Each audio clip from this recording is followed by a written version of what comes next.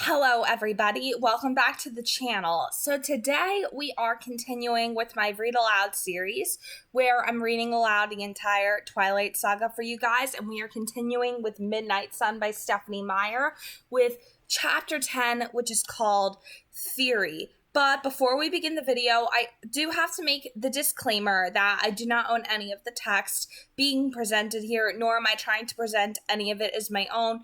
This is simply a read aloud that I'm doing for entertainment purposes on this channel. All rights go to Stephenie Meyer. And also, I'm running a bit of a poll on this channel, but I can't really run polls because I'm not above 500 subscribers. But I did post a YouTube short the other day I did post a YouTube short a while ago, which by the time you guys see this video, it will be a while ago, asking you guys if I should continue with the main timeline of the story by reading New Moon after I finish Midnight Sun so I can get like the full effect of following the actual timeline, or should I break from the timeline and read Life and Death Twilight Reimagined, which is the gender bent version of the first Twilight book. You can let me know what you would want to see, and based off the number of votes that I get, if it's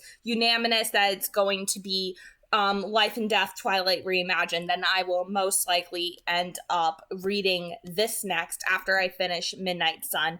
But that's going to depend on the amount of comments that I get asking me to read Life and Death. So ultimately, it's going to be based off of your guys' request. So make sure to let me know that before this entire book is finished. And I'm going to end up...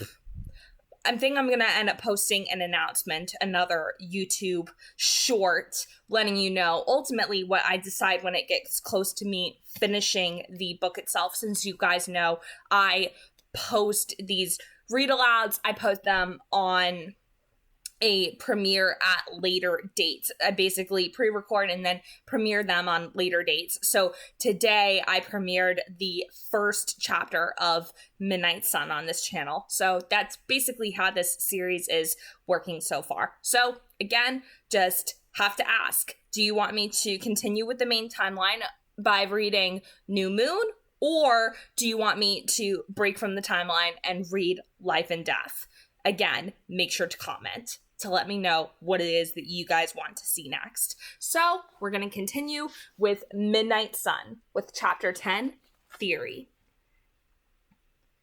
Can I ask just one more? She entreated instead of answering my demand. I was on edge, anxious for the worst. And yet, how tempting it was to prolong this moment, to have her with me, willingly, for just a few seconds longer. I sighed at the dilemma, and then said, 1. Well, she hesitated for a moment, as if deciding which question to voice. You said you knew I hadn't gone into the bookstore and that I had gone south. I was just wondering how you knew that.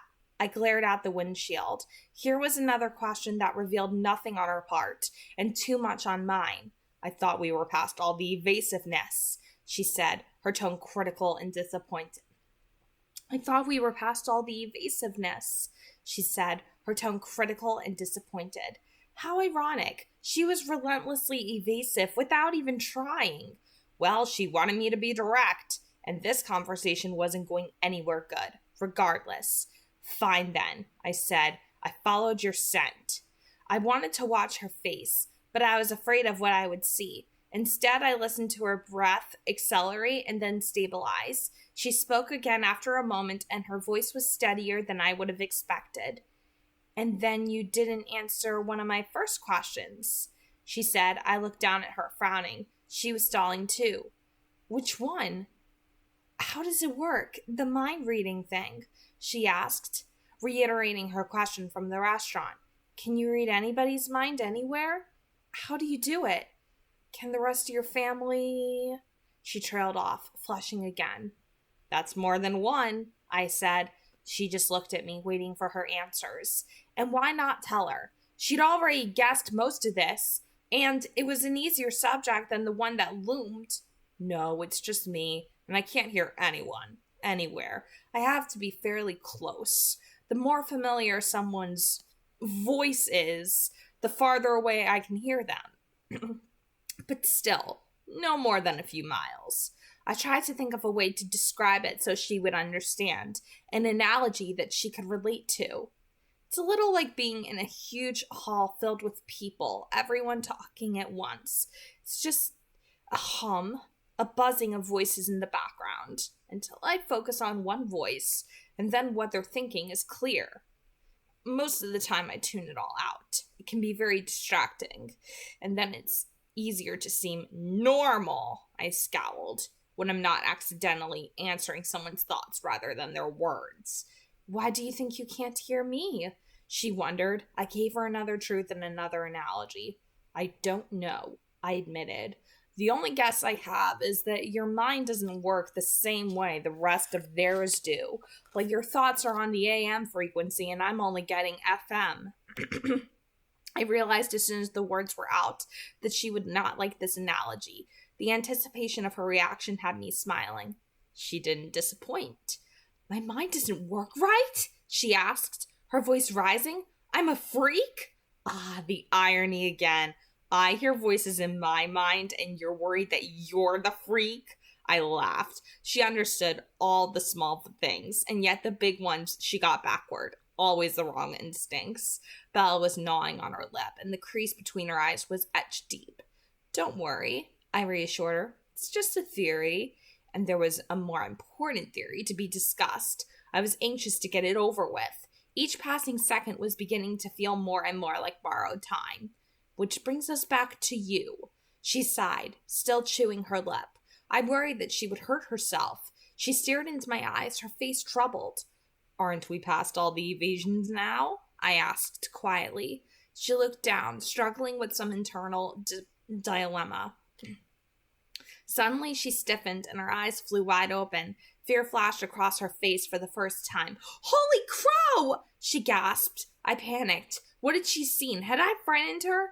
Then she shouted, Slow down! What's wrong? I didn't understand where her terror was coming from. You're going 100 miles an hour! She yelled at me. She flashed to look out the window and recoiled from the dark trees racing past us. This little thing. Just a bit of speed. Had her shouting in fear? I rolled my eyes. Relax, Bella. Are you trying to kill us? She demanded, her voice high and tight. We're not going to crash, I promised her. She sucked in its sharp breath and then spoke in a slightly more level tone.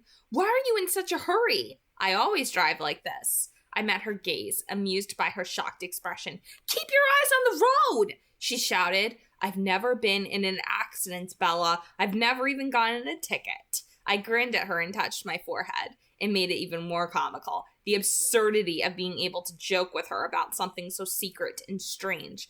Built-in radar detector. Very funny, she said sarcastically, her voice more frightened than angry. Charlie's a cop. Remember? I was raised to abide by traffic laws. Besides, if you turn us into a Volvo pretzel around a tree trunk, you can probably just walk away. Probably, I repeated, and then laughed without humor. Yes, we would fare quite differently in a car accident. She was right to be afraid, despite my driving abilities. But you can't. With a sigh, I let the car drift to a crawl. Happy? She eyed the speedometer. Almost. Was this still too fast for her? I hate driving slow, I muttered, but let the needle slide down another notch. This is slow? She asked. Enough commentary on my driving, I said impatiently. How many times did she dodge my question now? 3 times? 4? Were her speculations that horrific? I had to know immediately. I'm still waiting for your latest theory. She bit her lip again, and her expression became upset, almost pained.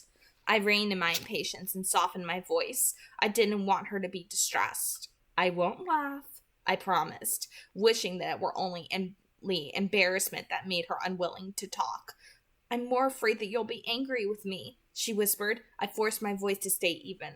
Is that bad? Pretty much, yeah. She looked down, refusing to meet my eyes. The seconds passed. Go ahead, I encouraged. Her voice was small. I don't know where to start. I don't know how to start. Why don't you start at the beginning? I remembered her words before dinner. You said you didn't come up with this on your own. No, she agreed, and then was silent again. I thought about things that might have inspired her. What got you started? A book? A movie?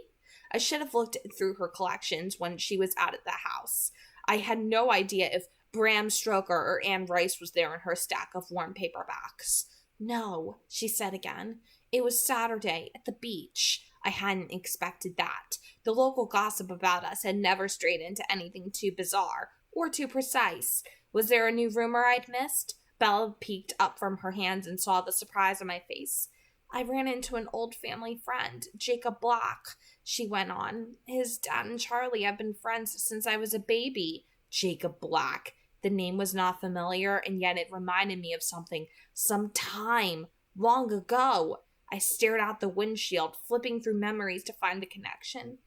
His dad is one of the Quileute elders, she said. Jacob Black. Ephraim Black. A descendant, no doubt.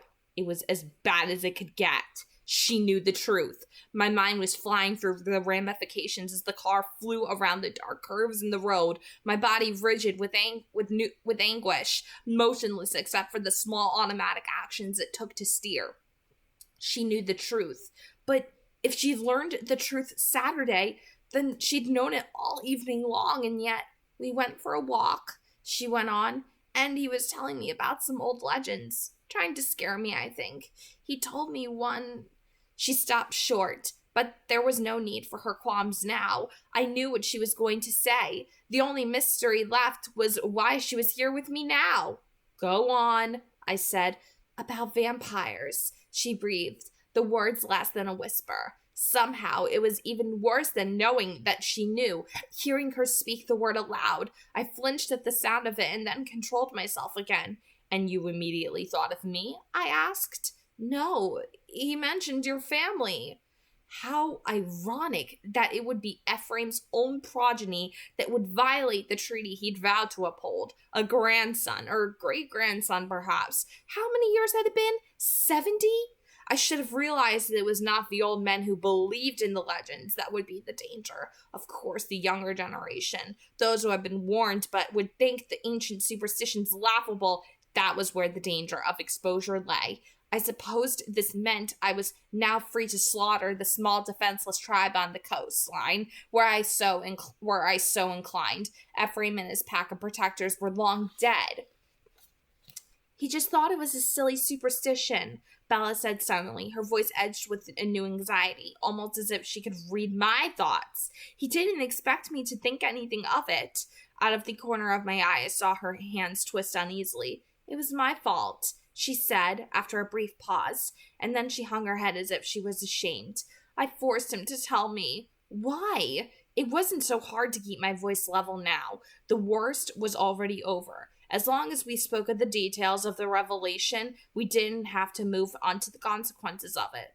Lauren said something about you. She was trying to provoke me. She made a little face at the memory. I was slightly distracted, wondering how Bella would be provoked by someone talking about me. And an older boy from the tribe said your family didn't come to the reservation, only it sounded like he meant something different. So I got Jacob alone and tricked it out of him. Her head dropped even lower as she admitted this, and her expression looked guilty. I looked away from her and laughed out loud. It was a hard edge sound. She felt guilty. What could she possibly have done to deserve censure of any kind? Tricked him how? I asked. I tried to flirt. It worked better than I thought it would, she explained, and her voice turned incredulous at the memory of that success. I could just imagine, considering the attraction she seemed to hold for all things male, totally unconscious on her part, how overwhelming she would be when she tried to be attractive. I was suddenly full of pity for the unsuspecting boy she'd unleashed such a potent force on. I'd like to have seen that, I said, and then I laughed again with dark humor. I wish I could have heard the boy's reaction, witness the devastation for myself. And you accused me of dazzling people. Poor Jake Black. I wasn't as angry with the source of my exposure as I would have expected to feel. He didn't know better. And how could I expect anyone to deny this girl what she wanted? No, I only felt sympathy for the damage she would have done to his peace of mind. I felt her blush heat the air between us. I glanced at her and she was staring out her window. She didn't speak again. What did you do then? I prompted. Time to get back to the horror story. I did some research on the internet. Ever practical. And did that convince you? No. No, she said. Nothing fit. Most of it was kind of silly. And then she broke off again and I heard her teeth lock together. What? I demanded. What had she found? What had made sense of the nightmare for her? There was a short pause and then she whispered, I decided it didn't matter. Shock froze my thoughts for half a second. And then it all fit together. Why'd she send her friends away tonight rather than escape with them? Why she had gotten into my car with me again instead of running, screaming for the police. Her reactions were always wrong, always completely wrong. She pulled danger toward herself. She invited it. It didn't matter, I said through my teeth, anger filling me. How was I supposed to protect someone so determined to be unprotected? No, she said in a low voice that was inexplicably tender. It doesn't matter to me what you are. She was impossible. You don't care if I'm a monster, if I'm not human? No. I started to wonder if she was entirely stable. I supposed that I could arrange for her to receive the best care available. Carlisle would have the connections to find her the most skilled doctors, the most talented therapists. Perhaps something could be done to fix whatever it was that was wrong with her, whatever it was that made her content to sit beside a vampire with her heart beating calmly and steadily. I would watch over the facility, naturally, and visit as often as she allowed. You're angry, she sighed. I shouldn't have said anything. As if her hiding these disturbing tendencies would help either of us. No, I'd rather know what you're thinking, even if what you're thinking is insane. So I'm wrong again? She asked, a bit belligerent now. That's not what I was referring to! My teeth clenched together again. It doesn't matter! I repeated in a scathing tone. She gasped. I'm right? Doesn't matter? I countered. She took a deep breath. I waited angrily for her answer. Not really, she said, her voice composed again. But I am curious. Not really. It didn't really matter. She didn't care. She knew I wasn't human, a horror, and this didn't really matter to her. Aside from my worries about her sanity, I began to feel a swelling of hope. I tried to quash it. What are you curious about? I asked her. There were no secrets left, only minor details. How old are you? She asked. My answer was automatic and ingrained. 17. And how long have you been 17? I tried not to smile at her patronizing tone. A while, I admitted. Okay, she said, abruptly enthusiastic. She smiled up at me. When I stared back, anxious again about her mental health, she smiled again. She smiled wider. I frowned. Don't laugh, she warned. But how come you come out during the daytime? I laughed, despite her request. Her research had not netted her anything unusual, it seemed. Myth, I told her. Burned by the sun? Myth. Sleeping in coffins? Myth. Sleep. Sleep had not been part of my life for so long, not until these last few nights as I'd watched Bella dreaming. I can't sleep, I murmured, answering her question more fully. She was silent for a moment. At all? She asked. Never, I breathed. As I met her penetrating gaze, read the surprise and the sympathy there, I abruptly yearned for sleep. Not for oblivion as I had before, not to escape boredom, but because I wanted to dream. Maybe if I could be unconscious, if I could dream, I could live for a few hours in a world where she and I could be together. She dreamed of me. I wanted to dream of her. She stared back at me, her expression full of wonder. I had to look away. I could not dream of her. She should not dream of me. You haven't asked me the most important question yet, I said. The stone heart in my silent chest felt colder and harder than before. She had to be forced to understand. At some point, she must be made to see that this all did matter. more than any other consideration. Considerations like the fact that I loved her. Which one is that? She asked, surprised and unaware. This only made my voice harder. You aren't concerned about my diet? Oh, that. She spoke in a quiet tone that I didn't interrupt. That I couldn't interpret. Yes, that. Don't you want to know if I drink blood? She cringed away from my question. Finally. Well, Jacob said something about that, she said. What did Jacob say? He said you didn't hunt people. He said your family wasn't supposed to be dangerous because you only hunted animals. He said we weren't dangerous? I repeated cynically. Not exactly, she clarified. He said you weren't supposed to be dangerous, but the Quileutes still didn't want you on their land, just in case. I stared at the road, my thoughts in a hopeless snarl, my throat aching with a familiar fire. So he was right? She asked as calmly as if she were confirming a weather report. About not hunting people? The Quileutes have a long memory. She nodded to herself, thinking hard. Don't let that make you complacent, though, I said quickly. They're right to keep their distance from us. We are still dangerous. I don't understand. No, she didn't. How to make her see? We try, I told her. We're usually very good at what we do. Sometimes we make mistakes. Me, for example, allowing myself to be alone with you. Her scent was still a force in the car. I was growing used to it. I could almost ignore it, but there was no denying that my body still yearned toward her for the worst possible reason. My mouth was swimming with venom. I swallowed. This is a mistake? She asked, and there was heartbreak in her voice. The sound of it disarmed me. She wanted to be with me. Despite everything, she wanted to be with me. Hope swelled again, and I beat it back.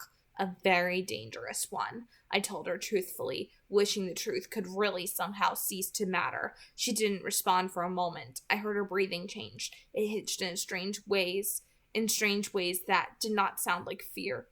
Tell me more, she said suddenly, her voice distorted by anguish. I examined her carefully. She appeared to be in some kind of pain. How had I allowed this? What more do you want to know? I asked, trying to think of a way to keep her from hurting. She should not hurt. I couldn't let her be hurt. Tell me why you hunt animals instead of people, she said, still anguished. Wasn't it obvious? Or maybe this didn't matter to her either. I don't want to be a monster, I muttered. But animals aren't enough? I searched for another comparison, a way that she could understand. I can't be sure, of course, but I'd compare it to living on tofu and soy milk. We call ourselves vegetarians, our little inside joke. It doesn't completely satiate the hunger, or rather, thirst, but it keeps us strong enough to resist. Most of the time. My voice got lower. I was ashamed of the danger I had allowed her to be in, danger I continued to allow. Sometimes it's more difficult than others. Is it very difficult for you now? I sighed. Of course she would ask the question I didn't want to answer. Yes, I admitted. I expected her physical response correctly this time. Her breathing held steady. Her heart kept its even pattern. I expected it, but I did not understand it. How could she not be afraid? But you're not hungry now, she declared, perfectly sure of herself. Why do you think that? Your eyes, she said, her tone offhand. I told you I had a theory. I've noticed that people, men in particular, are crabbier when they're hungry. I chuckled at her description. Crabby. That was an understatement, but she was dead right as usual. You are observant, aren't you? I laughed again. She smiled a little, the crease returning between her eyes as if she were concentrating on something. Were you hunting this weekend with Annette? She asked after my laugh had faded. The casual way she spoke was as fascinating as it was frustrating. Could she really accept so much in stride? I was closer to shock than she seemed to be. Yes, I told her. And then, as I was about to leave it at that, I felt the same urge I'd had in the restaurant. I wanted her to know me. I didn't want to leave, I went on slowly. But it was necessary. It's a bit easier to be around you when I'm not thirsty. Why didn't you want to leave? I took a deep breath and then turned to meet her gaze. This kind of honesty was difficult in a very different way. It makes me anxious. I suppose that word would suffice, though it wasn't strong enough. To be away from you. I wasn't joking when I asked you to try not to fall in the ocean or get run over last Thursday. I was distracted all weekend worrying about you. And after what happened tonight, I'm surprised that you did make it through a whole weekend unscathed. Then I remembered the scrapes on her palms. Well, not totally unscathed, I amended. What? Your hands, I reminded her. She sighed and her lips turned down. I fell. That's what I thought, I said, unable to contain my smile. I suppose being you, it could have been much worse, and that possibility tormented me the entire time I was away. It was a very long 3 days. I really got on Emmett's nerves. Honestly, that didn't belong in the past tense. I was probably still irritating Emmett and all the rest of my family, too. Except Alice. 3 days? She asked, her voice suddenly sharp. Didn't you just get back today? I didn't understand the edge in her voice. No, we got back Sunday. Then why weren't any of you in school? She demanded. Her irritation confused me. She didn't seem to realize that this question was the one that related to mythology again. Well, you asked if the sun hurt me, and it doesn't, I said, but I can't go out in the sunlight, at least not where anyone can see. That distracted her from her mysterious annoyance. Why? She asked, leaning her head to one side. I doubted I could come up with the appropriate analogy to explain this one, so I just told her, I'll show you some time, and then immediately wondered if this was a promise I would end up breaking. I'd said the words so casually, but I could not imagine actually following through. It wasn't something to worry about now. I didn't know if I could be allowed to see her again after tonight. Did I love her enough to be able to bear her leaving her? You might have called me, she said. What an odd conclusion. That I knew you were safe. But I didn't know where you were. She came to an abrupt stop and looked at her hands. What? I didn't like it, she said shyly, the skin over her cheekbones warming. Not seeing you. It makes me anxious too. Are you happy now? I demanded of myself. Well, here was my reward for hoping. I was bewildered, elated, horrified, mostly horrified to realize that all my wildest fantasies were not so far off the mark. This was why it didn't matter to her that I was a monster. It was exactly the same reason that the rules no longer mattered to me. Why right and wrong were no longer compelling influences. Why all my priorities had shifted one rung down to make room for this girl at the very top. Bella cared for me too. I knew it could be nothing in comparison to how I loved her. She was mortal, changeable. She wasn't locked in with no hope of recovery. But still, she cared enough to risk her life to sit here with me, to do so gladly. Enough that it would cause her pain if I did the right thing and left her. Was there anything I could do now that would not hurt her? Anything at all? Every word we spoke here, each one of them was another pomegranate seed. That strange vision in the restaurant had been more on point than I'd realized. I should have stayed away. I should never have come back to Forks. I would cause her nothing but pain. Would that stop me from staying now? From making it worse? The way I felt at this moment, feeling her warmth against my skin? No, nothing would stop me. Ah! I groaned to myself. This is wrong. What did I say? She asked, quick to take the blame on herself. Don't you see, Bella? It's one thing for me to make myself miserable, but a wholly other thing for you to be so involved. I don't want to hear that you feel that way. It was the truth. It was a lie. It was a lie. The most selfish part of me was flying with the knowledge that she wanted me as I wanted her. It's wrong. It's not safe. I'm dangerous, Bella. Please grasp that. No. Her lips pouted out stubbornly. I'm serious. I was battling with myself so strongly, half desperate for her to accept my warnings, half desperate to keep the warnings from escaping, that the words came through my teeth as I growled. So am I, she insisted. I told you it doesn't matter what you are. It's too late. Too late? The world was bleakly black and white for one last second as I watched the shadows crawl across the sunny lawn toward Bella's sleeping form in my memory. Inevitable, unstoppable, they stole the color from her skin and plunged her into darkness, into the underworld. Too late? Alice's vision swirled in my head, at Bella's blood-red eyes staring back at me impassively, expressionless.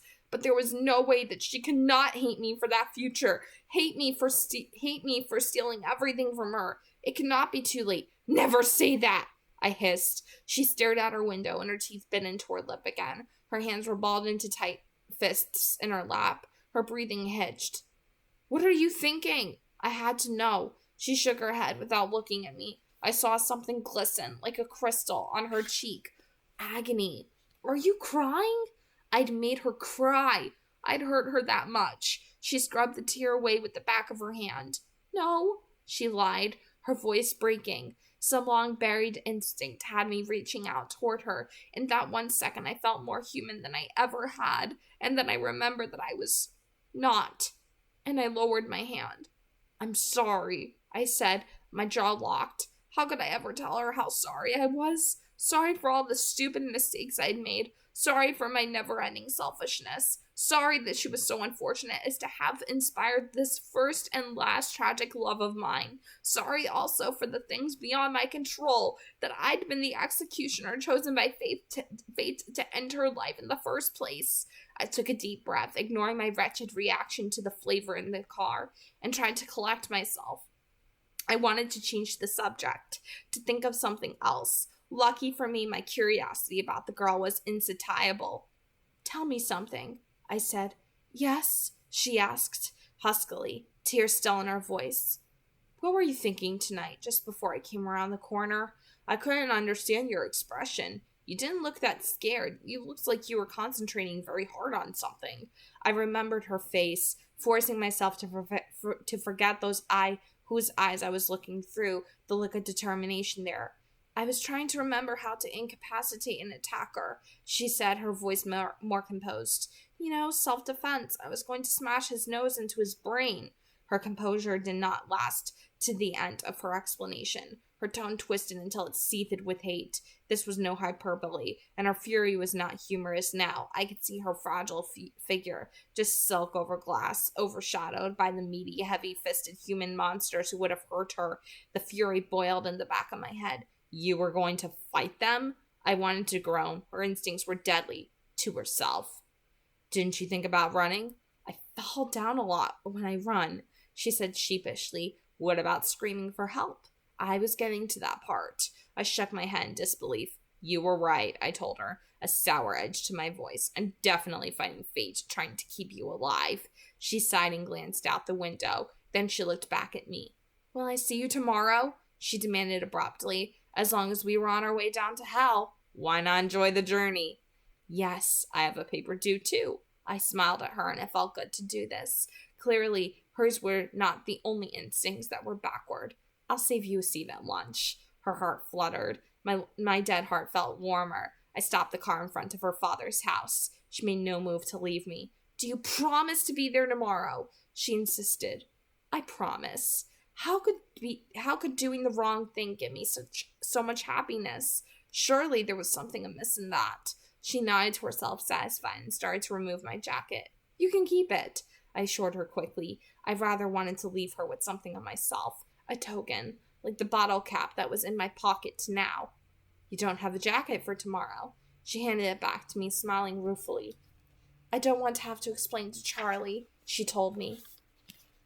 I would imagine not. I smiled at her. Oh, right. She put her hand on the door handle and then stopped, unwilling to leave, just as I was unwilling for her to go, to have her unprotected, even for a few moments. Peter and Charlotte were well on their way by now, long past Seattle, no doubt. But there were always others. Bella? I asked, amazed at the pleasure there was in simply speaking her name. Yes? Will you promise me something? Yes, she agreed easily, and then her eyes tightened as if she'd thought of a reason to object. Don't go into the woods alone, I warned her, wondering if this request would trigger the objection in her eyes. She blinked, startled. Why? I glowered into the untrustworthy darkness. The lack of light was no problem for my eyes, but neither would it trouble another hunter. I'm not always the most dangerous thing out there, I told her. Leave it at that. Let's leave it at that. She shivered, but recovered quickly and was even smiling when she told me, Whatever you say. Her breath touched my face. So sweet. I could stay here all night like this, but she needed her sleep. The two desires seemed equally strong as they continually warred inside me. wanting her versus wanting her to be well. I sighed at the impossibilities. I'll see you tomorrow, I said, knowing that I would see her much sooner than that. She wouldn't see me until tomorrow, though. Tomorrow, then, she agreed as she opened her door, agony again watching her leave. I leaned after her, wanting to hold her here. Bella? She returned. She turned and then froze, surprised to find our faces so close together. I, too, was overwhelmed by the proximity. The heat rolled off her in waves, caressing my face. I could all but feel the silk of her skin. Her heartbeat stuttered, and her lips fell open.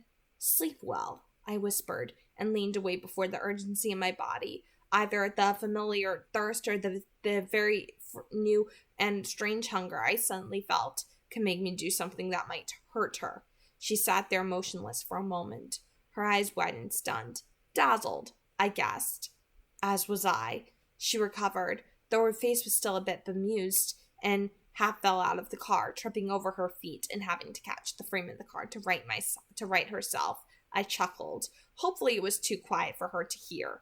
I watched her stumble her way up to the pool of light that surrounded the front door, safe for the moment, and I would be back soon to make sure.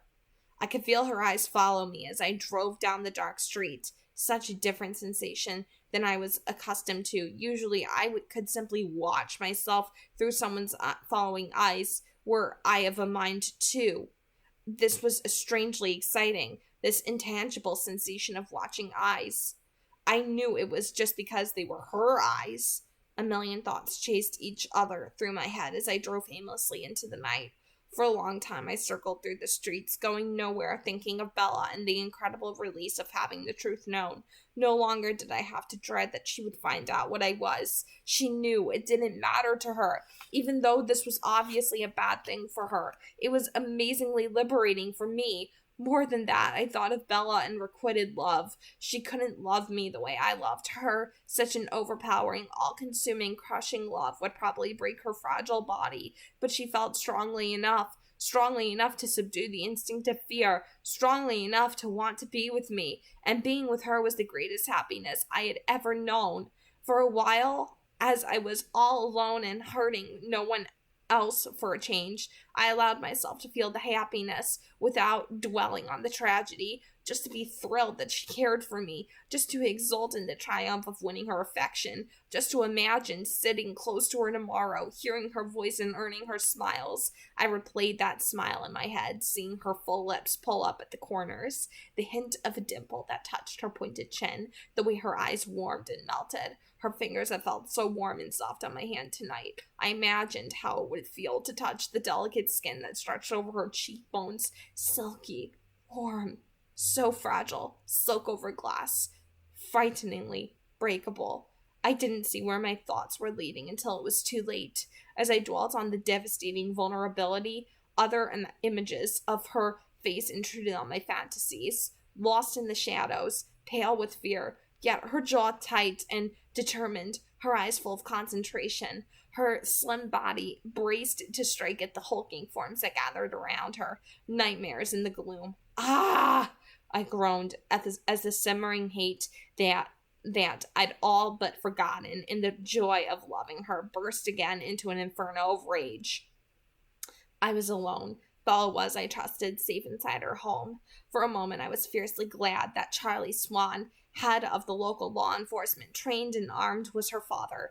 That ought to mean something. Provide some shelter for her. She was safe. It would not take me so very long to destroy the mortal who would have harmed her. No, she deserved better.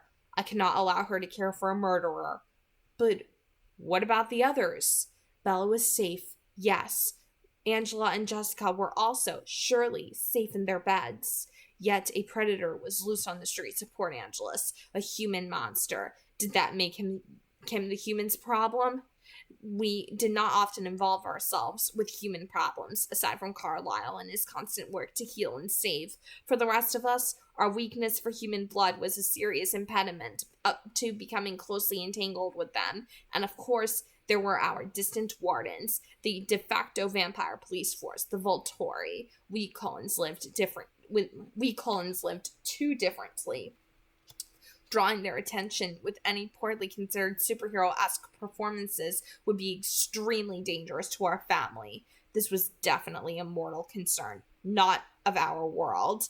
To commit the murder I ached to commit was wrong. I knew that, but leaving him free to attack again could not be the right thing, either. The blonde hostess from the restaurant, the waitress I'd never really looked at, both had irritated me in a trivial way, but that did not mean they deserved to be in danger.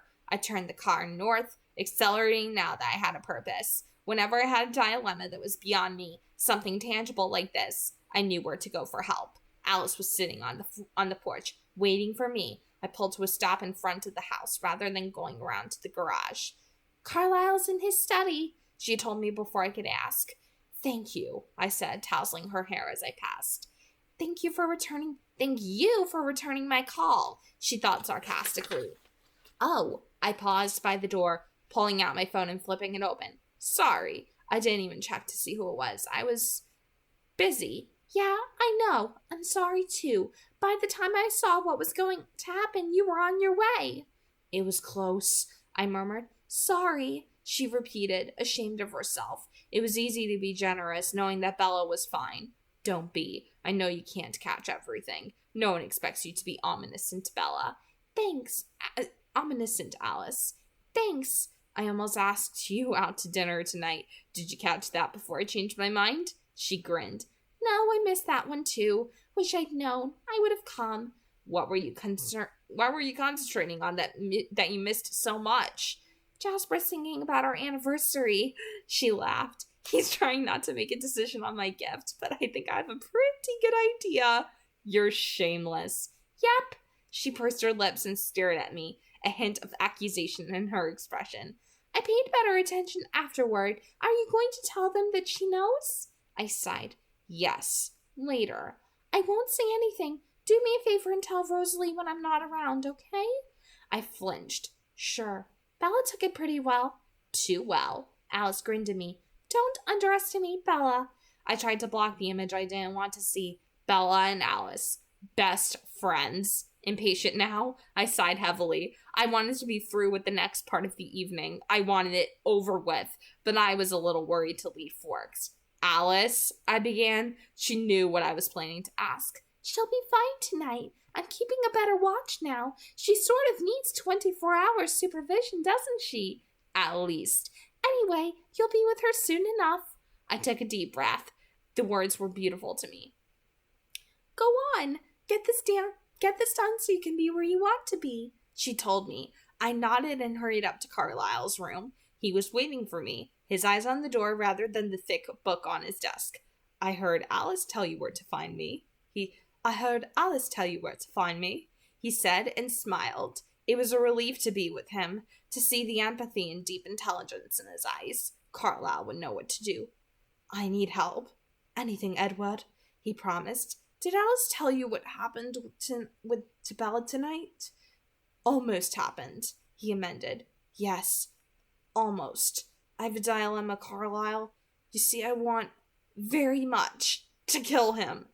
The words started to flow, fast and passionate. "So much, but I know that would be wrong, because it would be vengeance, not justice. All anger, no impartiality. Still, it can't be right to leave a serial rapist and murderer wandering Port Angeles. I don't know the humans there, but I can't let someone else take Bella's place as his victim. Those other women, it's not right." His wide, unexpected smile stopped the rush of my words cold. "She's very good for you, isn't she? So much compassion, so much control. I'm impressed." "I'm not looking for compliments, Carlisle." "Of course not, but I can't help my thoughts, can I?" He smiled again. "I'll take care of it. You can rest easy. No one else will be harmed in Bella's place."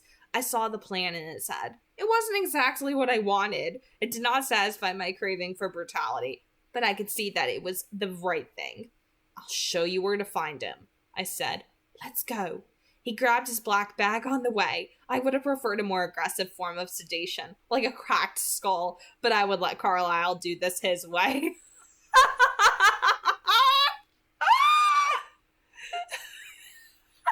Okay, that's funny. We took my car. Alice was still on the steps. She grinned and waved as we drove away. I saw that she had looked ahead for me. We would have no difficulties. The trip was very short on the dark, empty road. I left off my headlights to keep from attracting attention. It made me smile to think how Bella would have reacted to this pace. I'd already been driving slower than usual to prolong my time with her when she'd objected. Carlisle was thinking of Bella too. I didn't foresee that she would be so good for him. That's unexpected. Perhaps this was somehow meant to be. Perhaps it serves a higher purpose. Only... He pictured Bella with snow-cold skin and blonde red eyes and then flinched away from the image. Yes, indeed, only. Because how could there be any good in destroying something so pure and lovely? I glowered into the night, all the joy of the evening destroyed. Edward deserves happiness. He's owed it. The fierceness of Carlisle's thoughts surprised me. There must be a way. I wished I could believe either of his hopes, but there was no higher purpose to what was happening to Bella, just a vicious harpy, an ugly, bitter fate, who could not bear for her to have the life she deserved. I did not linger in Port Angeles. I took Carlisle to the dive bar where the twisted thing named Lanny was drowning his disappointment with his friends, 2 of whom had already passed out. Carlisle could see how hard it was for me to be so close, to hear the fiend's thoughts and see his memories of Bella mixed in with those of less fortunate girls whom no one could save now. My breathing sped. My hands clenched the steering wheel. Go, Edward, he told me gently. I'll make the rest of them safe.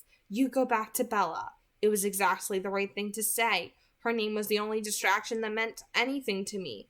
I left Carlisle in the car and ran back to Forks in a straight line through the sleeping forest. It took less time than the first journey in the speeding car. It was just minutes later that I scaled the side of her house and slid her window out of my way. I sighed silently with relief. Everything was just as it should be. Bella was safe in her bed, dreaming, her wet hair tangled across the pillow. But unlike most nights, she was curled into a small ball with the covers stretched taut around her shoulders.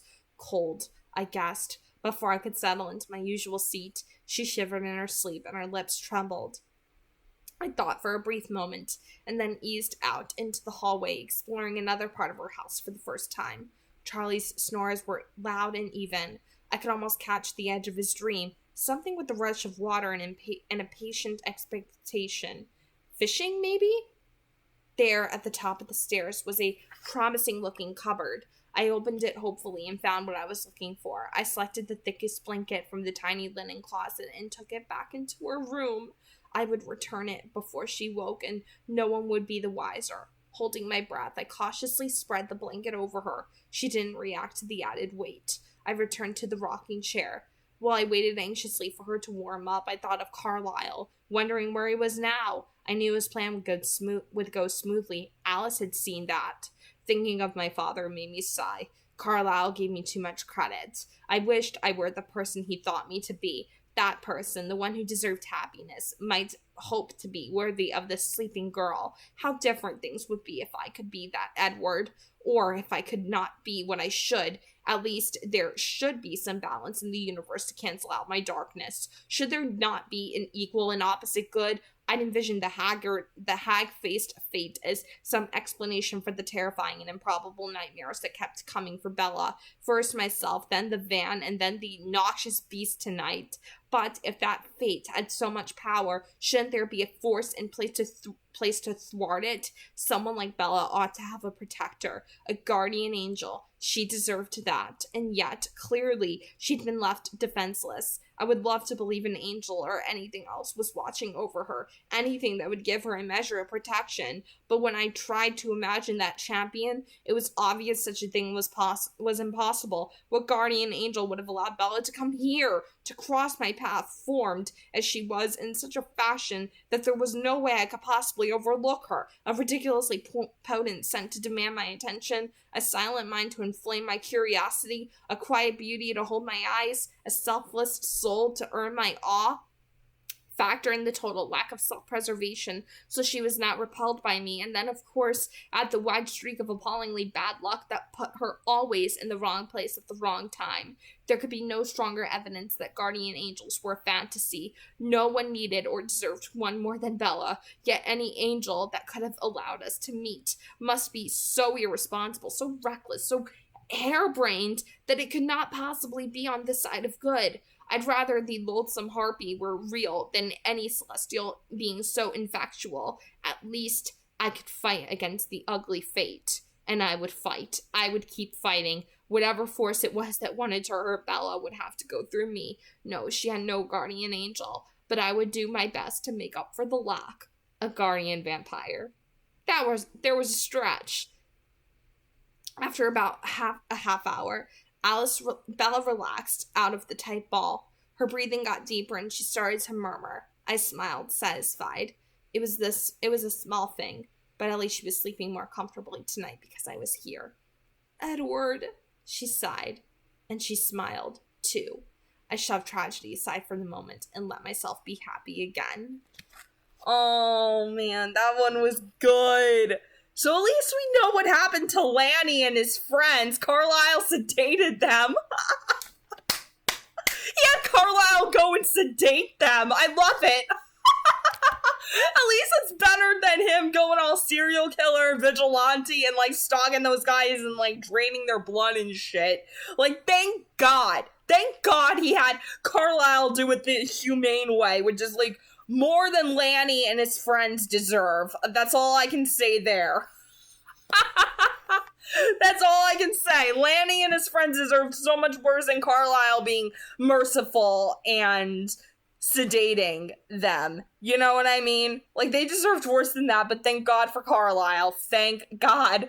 But what I do love about this chapter is Alice. I mean, the fact that she's, like, keeping tabs on Jasper as he's getting ready for their wedding anniversary, thinking about what gift he's gonna give her. Like, trying not to make a decision on what present he's gonna buy Alice for their wedding anniversary. But Alice, of course, already knows, because nobody can surprise Alice with a present at all whatsoever. You can never surprise her. It has to be a snap decision. Oh my god, that's actually a very cute detail. I had to add that in.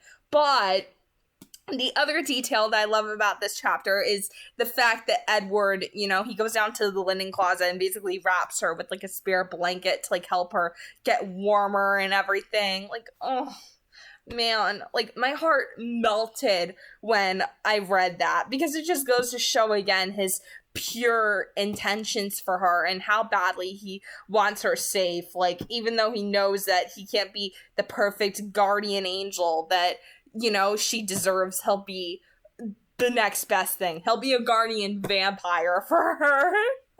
I love that. Like, this was such a cute chapter. I have to say that there was just something so sweet and so pure about this chapter and the way that it was done, the way how it was written, and how we got an explanation on what happened to the guys that were about to rape Bella. We got an explanation about what happened. Carlisle just sedated them. But I do have to say that that when I get to the part where it talks about an Aston Martin, yeah, I'm definitely going to be making a YouTube short about that, because Stephenie Meyer, she has a sixth sense about whatever actor was going to end up playing Edward. Like, I mean, I know for a fact that her first choice for him was Henry Cavill, and Henry Cavill was also one of the first choices for Cedric Diggory in that fourth Harry Potter movie. So Rob Pattinson beat out Henry Cavill for Cedric Diggory and Edward. He beat Cavill out twice. So therefore, Stephenie Meyer, what are you trying to say to us about Rob Pattinson and the future that he was going to hold? But wait, I have to save that for the YouTube short. I have to save it for that, because I think that the next chapter is going to be covering his Aston Martin, for sure, because you gotta look up what those cars look like. They're freaking luxury cars, but wait until you see what they look like. Look it up on Google. Like, Google search an Aston Martin and figure out and decide for yourself what those cars look like. Okay, so that's the conclusion to chapter 9, I believe. Yeah, chapter 9 theory, chapter 10 theory. We're on chapter 11, interrogations next. Oh man, whoa, we're almost halfway there. Almost halfway there to the end, but also not even close to the end. We're not even halfway there yet. We still have quite a bit to go before we're halfway there. But I hope that you guys enjoyed the reading, and I hope that that you guys are enjoying this series of me reading Midnight Sun aloud. So if you happen to be new, be sure to subscribe to the channel, and if you like the video, be sure to hit that thumbs up button, and also be sure to leave your comments down below, and also comment on whether or not you would want me to continue with the main timeline and read New Moon next, or would you want me to do Life and Death, Twilight Reimagined, and break from the main canon and the main storyline, okay? So that's it for today. God bless. Happy viewing and have a nice day, everyone. See ya.